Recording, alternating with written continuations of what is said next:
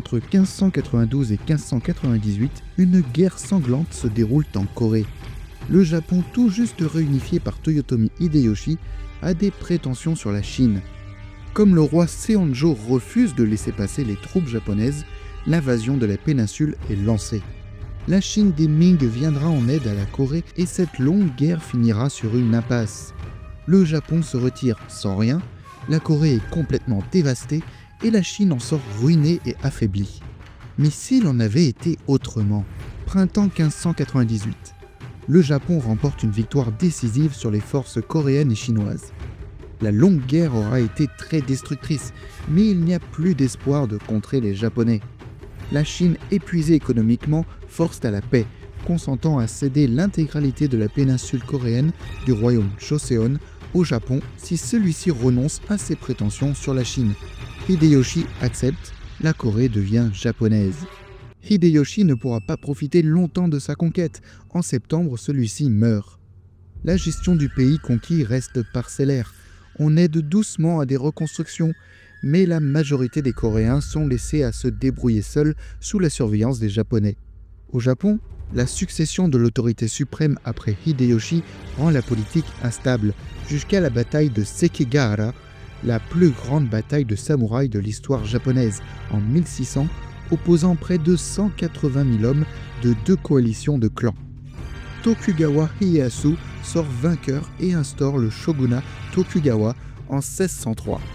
Dès lors, la nouvelle politique du shogunat ayant instauré une nouvelle ère de paix et de stabilité au Japon, le pays peut se concentrer sur la reconstruction complète de la Corée et son acculturation à l'Empire japonais. Mais le transfert culturel se fera dans les deux sens. Le néo-confucianisme, religion et philosophie principale en Corée et venue de Chine, sera largement accepté au Japon au point de devenir la doctrine officielle du shogunat Tokugawa. La propagande japonaise glorifie la victoire ainsi que l'idée de la nécessité d'une expansion de l'Empire face à l'arrivée des Européens. Ceux-ci sont en effet de plus en plus présents en Asie, fondant comptoirs et colonies ou envoyant des missionnaires pour convertir les populations. Le Japon ne voit pas d'un bon œil ces étrangers qui s'imposent partout, mais il n'a pas les moyens d'affronter frontalement ces grosses puissances occidentales. Tokugawa Ieyasu, puis son successeur Tokugawa Hidetada, expulse les missionnaires chrétiens et ferme le pays aux étrangers qui ont interdiction de fouler le sol japonais. En 1621, seuls les ports de Nagasaki et de Hirado sont ouverts au commerce avec les Occidentaux. Les premières années de l'époque Edo sont compliquées. Les provinces coréennes peinent à retrouver leur quota agricole d'avant-guerre. Les famines se déclarent. Le Japon en soi ne peut pas aider, étant lui-même en difficulté agricole certaines années. Néanmoins, la volonté de s'étendre et d'acquérir au plus vite toutes les îles disponibles avant les Occidentaux pousse les Japonais à accroître leur exploration et prise de possession d'îles. Une politique de réarmement naval se met en place. En effet, le Japon conserve les vestiges de la flotte japonaise et coréenne datant de la guerre d'Imjin, mais pour envisager un empire plus vaste et protéger les îles, il faut davantage de bateaux et les moderniser avec les nouvelles connaissances en artillerie navale. Durant les prochaines décennies, l'Empire japonais va largement augmenter sa force navale, tant dans de grands navires de combat, les Atakebune, que de transport de troupes. Une partie des navires construits, les Tekkōsen, sont des navires à armure de fer équipés de canons, inspirés des 6 construits par Oda Nobunaga. En 1623, le Japon termine par l'intermédiaire du clan Shimasu sa mainmise sur l'archipel Ryukyu, dont fait partie Okinawa, ainsi que le petit archipel Daito, un peu plus au sud-est. Le Japon ne pousse pas vers Taïwan, car cette grande île, encore très peu aménagée, est une colonie néerlandaise. Vers le sud, l'archipel Nampo Shoto, littéralement en direction du sud, est formé d'environ 140 petites îles et îlots des archipels Izu et Ogasawara. Le Japon finit de les prendre en main fin 1638, même si elle n'offre que très peu de ressources et que la présence japonaise y reste très limitée. Le Japon ne poursuit pas plus au sud, car les îles Mariannes sont aux Espagnols. Dans le nord, l'île d'Hokkaido, ou Ezo, si elle est bien sous contrôle japonais, est encore majoritairement peuplée d'Ainu. Ce peuple fut toujours refoulé par les Japonais vers le nord au cours de l'histoire. À présent, les Japonais doivent composer avec, les embaucher dans les travaux qu'ils ont prévus pour l'île. et surtout continuer l'exploration des îles vers le nord. Les îles Kuril, appelées Shishimaretto en japonais, ce qui signifie l'archipel des 1000 îles, sont des territoires également Ainu. Missionné par le shogunat en 1632, le clan Matsumae, du fief du même nom sur Hokkaido, entreprend la conquête progressive de l'archipel. Cartographiant les îles, aussi bien les grandes que les plus modestes, ils en relèvent une trentaine. Les populations Ainu sont tentées d'être assimilées à l'Empire japonais, mais les frictions sont fréquentes, menant à plusieurs révoltes Ainu pour leur indépendance, tant sur les îles que sur Hokkaido. Les matant les unes après les autres, les Japonais affirment leur mainmise et entreprennent la japonisation de toutes ces terres du Nord. La progression sera lente afin d'assurer une mise en place japonaise assez solide sur chacune des îles. Ainsi, le shogunat Tokugawa n'annexera la dernière île la plus au nord de l'archipel, Shimushito, qu'en 1672, 40 ans après le début de cette progression de l'archipel. De l'autre côté du détroit, la péninsule du Kamchatka commence déjà à être explorée par les Russes, n'incitant pas les éclaireurs explorateurs japonais à aller plus loin. Mais retournons vers ce début de XVIIe siècle. Pendant que l'ex-Corée se reconstruit, la Chine, elle, s'effondre. En effet, au nord de la Corée, en Mandchourie, Nurhaci unifie les tribus Jurchen et instaure la dynastie des Jin postérieure. En 1609, il lance les hostilités contre la Chine des Ming, déjà bien affaiblie. Le Japon garde un œil attentif sur ce nouveau voisin, frontalier avec la Corée, qui prend petit à petit le contrôle de la Chine du Nord et instaure la nouvelle dynastie Qing en 1644. Si les Mandchous ont lorgné un temps vers la Corée, son assimilation à l'Empire japonais et le souvenir de leur précédente victoire refroidit les ardeurs mandchous. Ils se détournent de la Corée, la laissant pour le moment aux Japonais pour se concentrer sur le reste de la Chine. Le 4e shogun Tokugawa Ieyatsuna aimerait profiter de cette instabilité en Chine pour s'installer et partager le gâteau. Mais comment faire quand la mer est sillonnée de navires occidentaux et que les côtes chinoises comptent des ports sous contrôle occidental, comme Macao? Le Japon se refuse à se frotter avec les occidentaux. Néanmoins, Ieyatsuna sera le shogun qui apportera 2 conquêtes d'importance à l'Empire. La solution se présentera d'elle-même aux Japonais lorsqu'un pirate fidèle aux Chinois Ming, Kochinga, décide d'attaquer Taïwan en avril 1661 et d'en expulser les Néerlandais. Il a en effet besoin d'une base arrière pour assurer la poursuite de la lutte des royaumes du sud de la Chine contre l'envahisseur mandchou qui continue son expansion. Une île envahie de pirates et débarrassée des Occidentaux. Voilà l'occasion parfaite pour les Japonais de prendre Taïwan. Il est en effet logique pour eux de poursuivre l'extension de l'archipel japonais dans la continuité des Ryukyu vers Taïwan. Il faut surtout prendre de vitesse les Manchu Qing, qui ne manqueront pas de récupérer l'île une fois terminée leur conquête de la Chine du Sud, car vu la progression du front, les Japonais se doutent bien que pour les Ming, il n'y a aucun espoir sur la durée. Mais il faut préparer le terrain. La population considère Kochinga comme un héros libérateur face aux colonisateurs européens. Le Japon envoie en secret des petits groupes pour tenter de décrédibiliser les pirates. Le travail dure 2 ans, durant lesquels le Japon ne perd pas son temps et se prépare à l'invasion. Septembre 1664, avec l'aide de sa nouvelle flotte, le Japon attaque le jeune royaume de Tungning, fondé sur Taïwan par Kochinga, mort depuis 2 ans, et dirigé par son fils Chengjing. Essayant de se faire passer pour les libérateurs contre les pirates, les forces japonaises envoyées écrasent les hommes de Chengjing qui se bat à 1 contre 2. Le travail de retournement de la population durant ces 2 dernières années n'a qu'un succès mitigé. Mais à présent, les Japonais sont sur l'île, ainsi que les petits archipels voisins. Il faudra encore 2 ans pour pacifier complètement l'île et détruire notamment tous les repères de pirates le long des côtes. D'une superficie à peine plus petite que l'île japonaise de Kyushu, Taïwan apporte désormais au Japon nombre de ressources alimentaires dont il a besoin.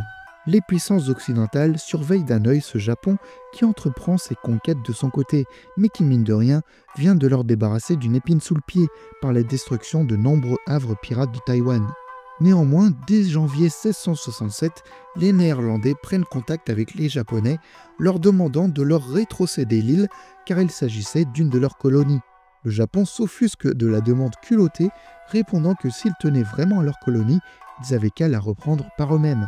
Le Japon ayant fait sa propre conquête, Taïwan leur appartient. Les Néerlandais insistent, sachant pourtant bien qu'ils ne sont pas vraiment dans leurs droits. et le shogunat refoule la demande. Mais ne voulant pas créer d'incidents plus dramatiques avec une puissance occidentale et cherchant à se débarrasser du dossier, le Japon concède l'installation d'un port commercial à Tainan sur le même modèle que Dejima au Japon, enclave néerlandaise dans la baie de Nagasaki. Les Néerlandais, sous la pression d'une autre puissance occidentale, lâchent l'affaire et acceptent le compromis de la fondation du port commercial à Tainan. De leur côté, les Mandchous de la dynastie Qing achèvent leur conquête de la Chine continentale du Sud. En 1665, l'Empire Qing est déjà considérable, partant de la Mandchourie à la côte sud de la Chine. Trop tard pour les Japonais pour prendre pied sur le continent. Les Qing se retrouvent face à Taïwan, ayant vu l'île leur passer sous le nez, et ne voient pas d'un bon œil ce voisin japonais qui s'installe. Et ça ne va pas aller en s'arrangeant. En effet, les Japonais veulent continuer leur conquête d'îles pour renforcer l'archipel impérial. Et une grosse île se tient encore à disposition, Hainan. Située au sud de la Chine, peuplée par les Li, les Chinois ont toujours eu du mal à en conserver le plein contrôle face à ce peuple local. De plus, l'expulsion des pirates de Taïwan en a ramené nombre sur Hainan. La piraterie dans le couloir maritime est telle que les navires marchands ne passent plus, et la population d'Hainan sombre dans la pauvreté et la famine. Suivant la même logique expansionniste que pour Taïwan, le Japon saute sur l'occasion pour passer pour le libérateur expulseur de pirates. En janvier 1671, la flotte japonaise débarque sur Hainan en 3 points. La conquête est rapide, il n'y a que peu d'armées d'opposition et le plus difficile reste la destruction systématique des havres pirates. En moins d'1 an, l'île est considérée comme officiellement pacifiée par le shogunat. Dans les faits, il faudra encore 2 ans pour éliminer toute dernière piraterie de la région. L'île est à peine plus petite que Taïwan et peut apporter des ressources en métal, caoutchouc ou café. Les Japonais prévoient de mettre en place des accès vers l'intérieur de l'île, jusqu'à présent inaccessibles et inexploités. Au passage de cette campagne, les Japonais en profitent pour prendre les îlots Dongsha et Paracels, ne disposant que de peu de surface habitable, à peine plus que des bancs de sable, mais pouvant servir de zone de pêche et de contrôle maritime. Plus au sud, les Philippines sont aux mains des Espagnols. Hainan devient la province Okuloshima, mais pour enterrer les velléités de résistance du peuple Li local, la province garde une certaine autonomie. À nouveau, les Occidentaux portent un œil sur l'événement. Ces Japonais qui viennent de détruire le plus gros repère pirate de cette dernière décennie, permettant la reprise des voies commerciales maritimes à proximité de l'île et vers la Chine, même par les Occidentaux. En réponse, cette fois-ci, c'est le Portugal qui prend contact avec les Japonais, demandant l'établissement d'un comptoir commercial sur Okuloshima. Étant donné qu'ils ont autorisé un précédent avec Taïwan, les Japonais n'ont pas le choix que d'accepter. Après tout, l'île est très loin de l'archipel originel japonais, et cela ne gênera pas la politique de fermeture aux étrangers sur les îles principales. En effet, la politique d'interdiction aux étrangers de fouler le sol japonais s'applique toujours en 1673 sur l'intégralité des îles japonaises et la péninsule coréenne, sauf dans les quelques comptoirs commerciaux et désormais Okuloshima, qui possède un statut particulier avec sa semi-autonomie. Néanmoins, avec le port néerlandais de Taïwan, l'installation portugaise à Okuloshima et sa position très à l'ouest ouverte vers l'Asie du Sud-Est, le Japon se permet bien plus de commerce vers l'extérieur qu'auparavant. Denrées, ressources, richesses, arts et artisanat transitent davantage vers l'Empire et de celui-ci vers l'Occident. En revanche, ce deuxième revers fait au nez de la Chine aux mains des Qing à présent ne leur plaît pas du tout. Les Qing mettent la pression sur la frontière coréenne, mettant les Japonais sous tension, qui renforcent alors les défenses et garnisons en place. Les relations entre les deux empires sont tendues à l'extrême, mais aucun n'a envie de déclencher une guerre frontale contre l'autre. La Chine des Qing est empêtrée depuis des années dans un conflit frontalier avec l'Empire russe, sur la question de la possession d'une partie de la Mandchourie dans la région du fleuve Amour. Alors que de son côté, le Japon a eu le temps de formidablement bien reconstruire la Corée. En 75 ans depuis la fin de la guerre d'Imjin, les villes se sont reconstruites. Les productions agricoles sont revenues non seulement à leur état normal d'avant-guerre, mais se retrouvent encore augmentées par les améliorations et réformes de l'époque Edo. La japonisation de la Corée n'est pas totale, au contraire, un syncrétisme s'est opéré dans la péninsule entre culture japonaise et coréenne. Des éléments de la culture coréenne ont même traversé le détroit pour se répandre également dans l'archipel originel Nippon. La population, d'abord abattue après-guerre, a vu quelques générations passer, et la reconstruction orchestrée par les Japonais et l'entente finalement cordiale entre les deux peuples ont fini par ressouder solidement le pays. La philosophie néo-confucéenne, pacifiste et très présente en Corée, ne permet pas l'installation d'un esprit revanchard. L'absorption de la Corée dans l'Empire japonais est un grand succès. Pendant que la Chine est empêtrée avec les Russes, le Japon désire tenter une manœuvre pour compléter son expansion. Ayant la main mise sur Hokkaido et les îles Shishimaretto, terre originellement Ainu, le shogunat Tokugawa, s'il se défend d'annoncer que les Ainu sont des vrais Japonais, proclame que toute terre où se trouvent des Ainu est une terre japonaise, à l'image de celle qu'il contrôle déjà. Le Japon utilise les Ainu, si longtemps exclus, méprisés, repoussés, comme des pions pour justifier leur expansion territoriale. L'intention est à peine voilée. La prochaine île visée, peuplée en partie d'Ainu, c'est Sagalian. Or, l'île est sous protection de l'Empire chinois Qing. Cette île nordique est très grande, mais très sauvage, peu peuplée et peu protégée. Après leur annonce, en mai 1678, le Japon envoie un contingent d'occupation sur l'île de Sagalian. La Chine ne s'attendait pas à cette venue soudaine. La petite garnison est balayée et le temps d'organiser les renforts et de les envoyer, le peu qui arrive sur place arrive trop tard et se fait refouler. La Chine Qing proteste contre cette invasion, gonfle les muscles dans les négociations et menace d'envahir la Corée si l'île n'est pas restituée. Mais c'est du bluff. La Chine n'a actuellement pas les moyens d'ouvrir deux fronts à la fois dans le nord. Elle doit déjà gérer également la rébellion des trois feudataires en Chine du Sud qui traîne depuis 5 ans. Mais le Japon l'ignore, se basant sur le fait que l'Empire chinois est considérablement plus grand en surface et donc peut-être plus puissant. Les négociations débutent, le Japon réaffirme sa volonté de posséder Sagalian au nom de l'unification des terres japonaises et Ainu. La Chine ne peut céder sans perdre la face ni obtenir de contrepartie. Les deux bords se détestent et le Japon doit faire une concession. S'il veut Sagalian, il devra relâcher une portion d'une province coréenne à la Chine, l'est de Hamgyong. Le traité est signé et l'échange de territoire se confirme, tout du moins en apparence. Car le Japon ne compte pas réellement céder Hamgyong. Les troupes locales se retirent après l'accord et les Mandchous rentrant sur le territoire mais avec peu de troupes, le gros étant massé au nord face aux Russes. Les Japonais restent en attente, oui, ils attendent le bon moment qui viendra 6 ans plus tard, années durant lesquelles il se préparera à un conflit d'envergure. En 1683, la Chine signe un traité de partage de la Mandchourie avec la Russie. La plus grosse part revient tout de même à la Chine. Tout le territoire jusqu'à la mer du Japon et la région du fleuve Amour reste à la Chine. C'est le moment. La Chine est fatiguée de plus de 40 ans de conflits frontaliers et de ses révoltes internes. Et la question de la puissance occidentale russe est maintenant éloignée. Le 5e shogun Tokugawa Tsunayoshi rêve d'achever l'œuvre du Grand Japon, embrassant totalement la mer du Japon comme une vaste mer intérieure. Il ne lui manque pour ça que les terres de Mandchourie orientale. Au printemps 1684, le Japon renvoie massivement des troupes dans la province coréenne de Hamgyong en y expulsant les forces chinoises. C'est le point d'entrée d'une première offensive partant du sud, tandis qu'une seconde armée, massée depuis Sagalian, renommée depuis Karafuto, part sur un second front depuis le nord.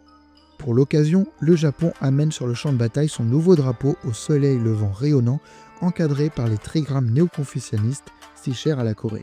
Cette fois, il n'y a plus de demi-mesure. La guerre, la vraie, est déclarée entre l'Empire Qing et l'Empire du Japon. Mais quelle sera l'issue de ce conflit ? C'est l'heure du choix, chers amis, là où vous choisissez la fin de l'histoire. Quelle fin préféreriez-vous? Ou trouveriez-vous la plus logique? 3 choix, à vous de dire dans les commentaires. Une prochaine vidéo annoncera vos résultats. Et c'est parti! C'était la conquête de trop pour le Japon. Malgré l'usure de la guerre avec l'Empire russe, la Chine Qing mobilise massivement contre cet ennemi japonais qui leur en a déjà que trop pris. La guerre est longue et meurtrière malgré tout. Les fronts avancent et reculent au gré des offensives japonaises ou chinoises. Mais après 5 années de conflit, en 1689, l'armée chinoise semble inarrêtable et reprend la quasi-intégralité de la Corée. Des négociations ont lieu, la Chine accepte de laisser une partie de la Corée aux Japonais contre la cession de Sagalian, des provinces entières de Hamgyong et de Pyongyang, formant le nord de la Corée, ainsi que des îles de Taïwan et Hainan et les îlots limitrophes. Le Japon devant cesser toute revendication sur ces territoires. Vaincus, les Japonais n'ont d'autre choix que d'accepter les conditions.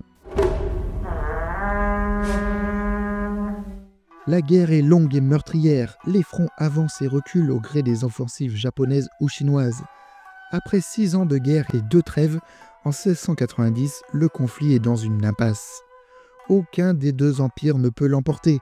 Les dévastations en Corée et en Mandchourie sont colossales. Un cessez-le-feu est signé entre les deux parties, faisant revenir la ligne de front où elle en était avant-guerre, après le traité de Sagayan. Mais aucun traité de paix n'est réellement signé. Le conflit peut reprendre à tout moment.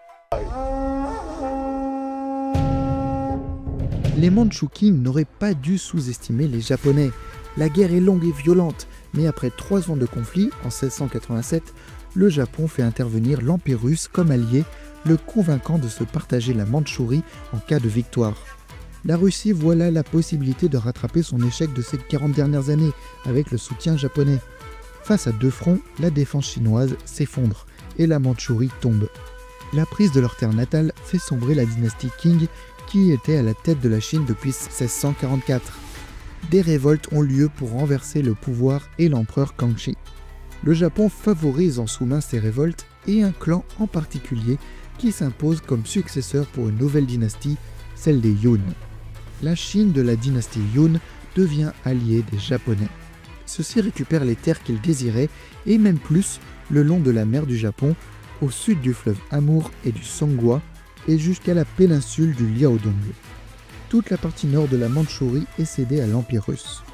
En cette fin de XVIIe siècle, le Japon est une puissance majeure en Asie.